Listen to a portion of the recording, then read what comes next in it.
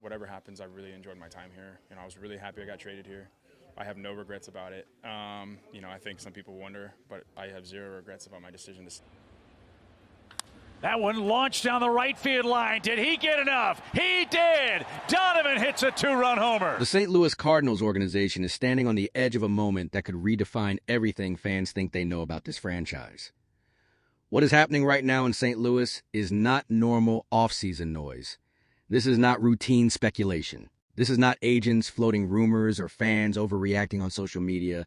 This is something much bigger, something far more consequential. The kind of moment that separates eras. The kind of moment that determines whether a franchise spends the next decade chasing relevance or building something that lasts. Right now, the Cardinals are at the center of the baseball universe, and every front office in the league is watching closely. Phones are buzzing, text messages are flying, executives are quietly checking in, and behind closed doors, decisions are being debated that will shape the future of this organization long after the headlines fade. If you're a Cardinals fan, this is the kind of offseason that keeps you awake at night. Because what happens next could either be the bold reset this franchise desperately needs, or another painful reminder of opportunities missed. We've officially crossed into 2026, and the new year has brought zero clarity and maximum chaos.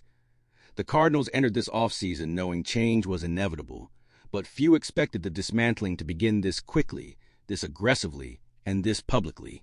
The trades of Sonny Gray and Wilson Contreras to the Boston Red Sox were not just transactions. They were statements, loud ones, statements that told the rest of baseball that St. Louis is no longer clinging to the illusion of contention. Those moves shocked fans, but they also confirmed what many feared and others quietly accepted. The Cardinals are rebuilding.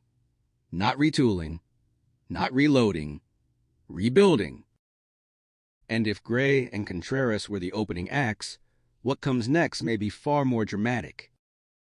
Because now the spotlight is firmly fixed on two names that carry enormous weight inside this organization. Nolan Arenado and Brendan Donovan. These are not fringe players. These are not expendable depth pieces. These are core Cardinals. Players who define lineups, clubhouses, and identities. And now both are at the center of trade discussions that grow louder with every passing day. Let's start with Nolan Arenado because his situation is as emotional as it is complicated.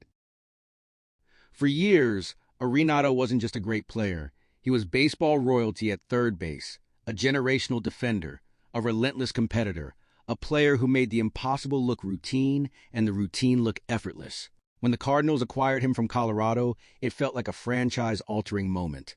The kind of move that announces championship intent. And for a while, it worked. In 2022, Arenado looked like the player St. Louis believed it was getting. A dominant force, a true superstar. He posted a 151 OPS plus, delivered elite defense, and finished with nearly 8 wins above replacement. That season felt like the beginning of something special. It felt like the Cardinals had found their next legend. But baseball doesn't always follow the script. Since that peak, the decline has been undeniable and deeply uncomfortable to watch. Arenado's production has fallen every single season. His power has faded. His bat speed isn't what it once was. And most concerning of all, his body has started to betray him. Injuries limited him to just over 100 games last year. And for a player entering his mid-30s, that's not a small warning sign. That's a flashing red light. Last season, Arenado posted an OPS plus of 87. That's not just below his standards, that's below league average. His WAR dropped to 1.3. These aren't numbers you associate with a franchise cornerstone. These are numbers that force uncomfortable conversations. And the Cardinals have been having those conversations for a while now. This is the second straight offseason in which St. Louis has actively explored trading Nolan Arenado. That fact alone speaks volumes. You don't shop a future Hall of Famer twice unless you've reached a breaking point. The awkwardness has already set in. Last season felt like a farewell tour that never fully ended. The cap tipping, the long pauses, the sense that everyone knew the end was coming, even if nobody could say it out loud. Now the Cardinals find themselves stuck in a strange limbo. They want to move on. Arenado likely wants a fresh start. But the market hasn't exactly been enthusiastic. Teams see the age, They see the contract, they see the injuries, and they hesitate. That's what makes recent developments around the league so important. Because suddenly, openings are appearing. The Los Angeles Angels are one of them, and this is where the story takes a fascinating turn. For years, the Angels have been a cautionary tale, a franchise defined by wasted talent and catastrophic contracts. No deal represents that better than Anthony Rendon's. 7 years, $245 million, and almost nothing to show for it. Injuries destroyed his time in Anaheim. He barely played, barely produced, barely mattered. Now that chapter is finally ending. The Angels and Rendon have agreed to part ways, restructuring the final year of his contract. He won't play for them in 2026. That decision doesn't just close a door, it opens one. Because suddenly, the Angels have a massive hole at third base and a desperate need for stability. Enter Nolan Arenado. From a narrative standpoint, it almost feels too perfect. Arenado is a Southern California native, a return home, a chance to finish his career closer to family, a chance to reset in a new environment after years of frustration. He has a no-trade clause, but Los Angeles is exactly the kind of destination that could convince him to waive it. And from the Angels' perspective, even a diminished Arenado represents a massive upgrade over what they've endured. They aren't asking him to be MVP-level Arenado. They just need competence, leadership, defense, respectability. And there's reason to believe the Angels are serious about trying to win again. They've quietly added pitching depth.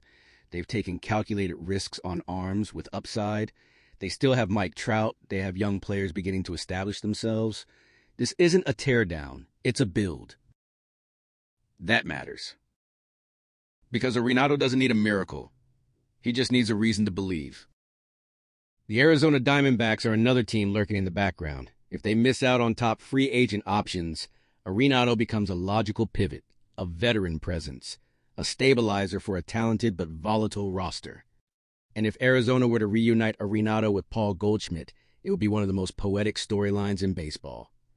Two former Cardinals reunited in the desert, chasing one last meaningful run. But nothing moves until the biggest domino falls. Alex Bregman. Once again, his free agency timeline is clogging the entire third base market. Teams are waiting, front offices are frozen, everyone wants clarity before committing assets elsewhere. And until Bregman signs, Arenado remains stuck in purgatory. Cardinals fans are understandably exhausted by this cycle. Another year, another waiting game, another offseason dominated by uncertainty. But Arenado isn't the only name creating tension in St. Louis. Brendan Donovan's situation might be even more divisive. Donovan represents everything fans love about Cardinals baseball. Homegrown, versatile, professional, the kind of player who does the little things right and elevates the players around him. He's the connective tissue of a roster, the glue guy. So why would the Cardinals even consider trading him? The answer is simple and uncomfortable. Value. Donovan is highly coveted around the league. Teams see his versatility, his on-base skills, his affordability, and they're calling a lot. Seattle has been one of the most aggressive suitors. Their farm system is deep. Their pitching development is elite. And for a Cardinals organization desperate to restock talent, that's appealing. But Seattle doesn't want to move established big league arms. They're protecting their core. And St. Louis isn't willing to accept a prospect-only package unless the upside is overwhelming. That stalemate has defined negotiations so far. And to the credit of the Cardinals front office, they haven't blinked. There is no urgency to move Donovan. He isn't overpaid. He isn't blocking prospects. He isn't declining. If a team won't meet the price, St. Louis can walk away. That restraint matters. It signals discipline. It signals intent. Other teams are circling. Boston, San Francisco, Kansas City. Each represents a different type of return. Each offers different leverage. And that leverage is exactly why Donovan remains a Cardinal for now. This is not chaos without purpose. This is calculated discomfort. The Cardinals are stripping the roster down to its essentials and asking hard questions about every piece. Who fits the timeline? Who holds value now? Who helps the next great Cardinals team? These decisions aren't easy. They're painful. They involve saying goodbye to players fans have emotionally invested in, but they're also necessary. The franchise tried to delay this moment, tried to stay competitive while the foundation eroded. Now the bill is due. And how the Cardinals handle Arenado and Donovan will define whether this rebuild is shallow or sincere. One move could free salary and unlock prospect depth. Another could preserve leadership and culture during a transition. Every choice carries consequences. The baseball world senses it. That's why St. Louis is the center of attention right now. That's why rumors keep escalating. That's why silence feels louder than announcements. This offseason isn't just about trades, it's about identity. And before spring training arrives, the Cardinals are going to show us exactly who they intend to be. So buckle up, because this story is far from over.